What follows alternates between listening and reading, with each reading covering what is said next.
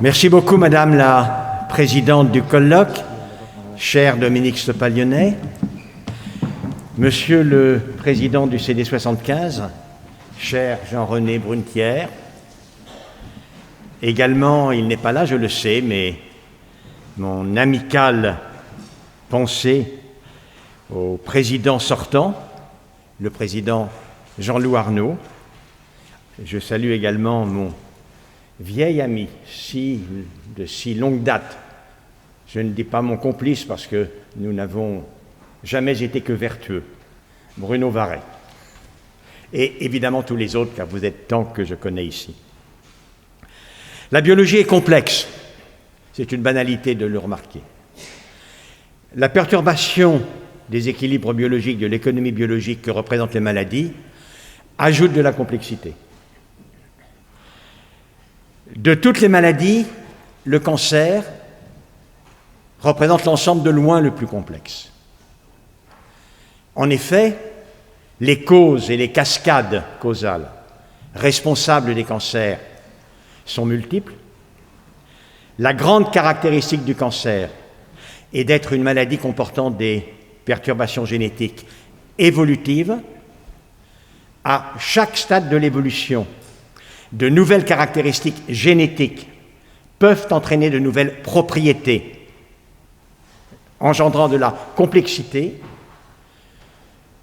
Il y a une partie à trois extrêmement complexe entre la tumeur, le système immunitaire, le micro-environnement tumoral, rajoutant encore un élément de complexité.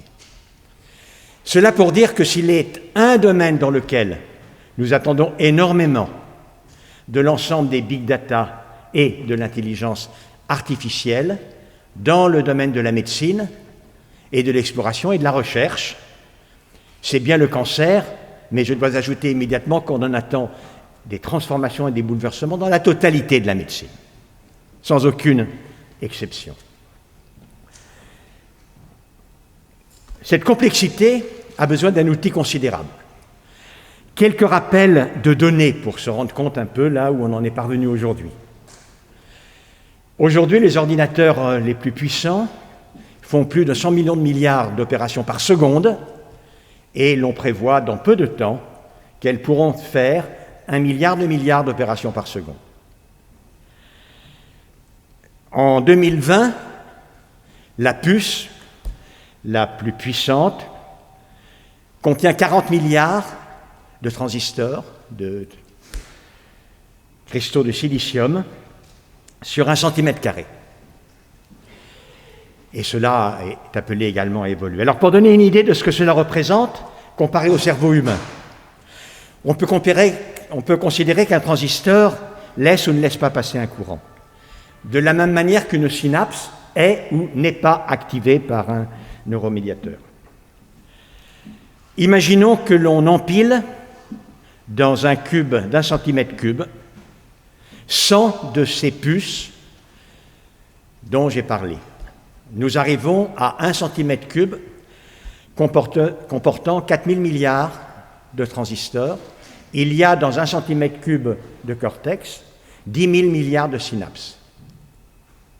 Mais la loi de Moore nous dit que le nombre de transistors double tous les 2 ans. Alors, dans 2 ans, mon cube aura 16 000 milliards de transistors. Plus que 1 cm3 de matière cérébrale corticale. Si d'ailleurs on se laisse à imaginer la suite de l'application de la loi de Moore, on aboutit à une observation qui marque bien la future étape et la future transition de l'intelligence artificielle. Aujourd'hui, un calcul rapide vous indique que dans ma puce vedette, les cristaux de silicium sont éloignés, leurs centres sont éloignés les uns des autres de 50 nanomètres. Dans 16 ans, ils seront éloignés de 7 nanomètres. Et alors là, la mécanique classique ne s'applique plus. On est dans le domaine de la parcellisation de la matière où s'applique la mécanique quantique. si bien qu'on le veuille ou qu'on ne le veuille pas, et on le veut. On est mené par l'évolution même de l'intelligence artificielle et des outils à passer du numérique classique à transistor, binaire, au numérique quantique. Pour la biologie, le numérique quantique, on en attend énormément, puisque, je n'ai pas le temps de rentrer dans ses caractéristiques, mais il est l'outil idéal pour analyser la complexité. Pour donner simplement une idée des limites du numérique, malgré sa puissance que l'on redira, les limites du numérique binaire à transistor. Posons un problème pas si compliqué que cela. Autour de la table ovale dans la salle de réception du château, il y a 20 convives. Et le maître de maison, connaissant les accointances et les rivalités, ne sait pas comment les agencer. Et donc, il veut étudier chacun des agencements. La formule mathématique est simple, c'est factoriel de 19. Factoriel de 19, c'est 250 milliards de combinaisons possibles. Le problème n'est pas très compliqué. On imagine bien qu'en biologie, il y a des problèmes à peu près de la même complexité. Ça, malgré sa puissance que j'ai dite, le numérique classique à transistor est totalement incapable de résoudre un problème de cet ordre. Donc, ce qu'il faut comprendre, c'est que ce qui est en train de se mettre en place, on ne peut pas dire où cela ira, on a la certitude que ce sera totalement fascinant. C'est véritablement un monde nouveau, une société nouvelle, qui est en train d'advenir. Revenons maintenant au big data et à l'intelligence artificielle. Jusqu'en environ 2010, ce qu'on appelle l'intelligence artificielle ne mérite pas son nom, car elle est très bête. Il ne s'agit en réalité, grâce à la puissance des ordinateurs que j'ai rappelés, que d'un concentré d'intelligence humaine mis à une vitesse incroyable à disposition de l'intelligence humaine. Tous les datas sont des datas humains qui, par des petites mains, sont entrés dans des mémoires d'ordinateurs. Des algorithmes qui sont conçus par des humains permettent de travailler, d'échantillonner ces datas pour sortir un énoncé qui est intéressant. L'intelligence artificielle des big data jusqu'en 2010 est incroyablement sotte, mais néanmoins performante. À partir de 2010, se fait une révolution qui est considérable, absolument considérable. Car pour la première fois à côté de l'intelligence humaine, en effet, il est probable qu'est en train de naître une intelligence non humaine, une vraie intelligence artificielle. Le mécanisme en est la réalisation des prédictions d'Alan Turing, l'inventeur du mot de l'intelligence artificielle. Il avait imaginé que si la machine à penser qu'il envisageait pouvait mimer l'organisation du cerveau, alors la machine pourrait penser, vraiment, comme pensent les humains. Eh bien, c'est ce qui s'est passé avec des architectures de composants sur plusieurs couches, des récurrences, de telle sorte que l'information traitée à un niveau ultérieur rétroagit sur un niveau antérieur en modifiant les capacités, ce qui crée naturellement la possibilité de la mémoire. Et ces machines, dès lors, ont de la mémoire, elles apprennent. Et elles modifient leur comportement en fonction de la manière dont elles ont traité le signal et des conclusions qu'elles en ont tirées. Et par conséquent, aujourd'hui, 20 ans après, on est vraiment dans la période de l'intelligence artificielle. Elle est artificielle, incontestablement, puisque, contrairement à l'objet de notre étude, à nous autres médecins, la machine n'a pas de corps, elle n'a pas de sensibilité, elle n'a pas de sentiment, elle n'a pas d'émotion. Mais sur beaucoup d'aspects, sans doute, c'est bien d'une intelligence que l'on peut parler, si bien que nous avons deux périodes. La période où Tout cela est un concours à l'intelligence humaine et une période où, à côté de l'intelligence humaine, se met à croître considérablement un autre type d'intelligence qui vient de la machine. Dans le domaine de la médecine, je vous l'ai dit, on en attend un bouleversement absolument invraisemblable, tout à fait considérable.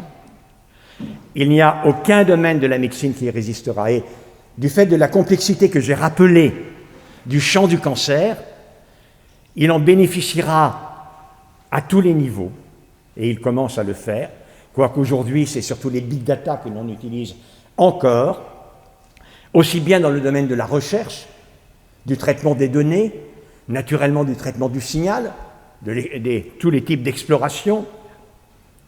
Et demain, l'on peut imaginer que viendra aussi, non pas des hypothèses qui sont simplement traitées par cet échantillonnage que j'ai dit, de données innombrables, mais par une vraie capacité d'idéation se proposant comme complémentaire de celle du chercheur. Alors dans ce monde qui est celui qui advient, sans aucun doute, la question de l'action spécifique du chercheur, du médecin se pose. Il ne fait aucun doute pour moi, et il fait de doute pour peu de personnes, que progressivement l'essentiel des tâches de diagnostic, d'évaluation de pronostic, de proposition d'un traitement en fonction des situations, prenant en compte le contexte, l'enrichissement des données tout au cours de l'évolution de la maladie, voire même progressivement beaucoup d'interventions. Aujourd'hui, la chirurgie est assistée par ordinateur. On sait très bien que jusqu'à un certain niveau, elle pourra devenir, elle aussi, relativement autonome. Et donc, la part humaine dans toute cette part est appelée sans doute à diminuer. D'une certaine manière, dans le domaine du cancer, et c'est le président national de la Ligue qui le dit, quel soulagement! Quel soulagement! Car bien entendu, le cancer n'est pas simplement une maladie cellulaire. C'est un véritable fléau social. C'est un événement qui perturbe, qui détruit souvent une vie. En tout cas, une tempête telle celle que l'on vient de connaître dans le Sud, totalement déstabilisante. Et à la Ligue, nous faisons tout ce que nous pouvons à un bon niveau pour soutenir la recherche, mais nous sommes également extrêmement présents à tous les autres niveaux, de telle sorte que nous puissions accompagner toutes ces personnes. Or, s'il s'agit d'accompagner, s'il s'agit de regarder les yeux dans les yeux la personne malade, de lui expliquer, de lui répondre, de la rassurer, de rendre compte des évolutions, de savoir percevoir ce qu'est la réalité de sa volonté. Alors, longtemps et peut-être toujours, nous vaudrons mieux que la machine. Par conséquent, c'est un bel avenir qui s'annonce, si on le prend comme cela, à une condition évidemment fondamentale.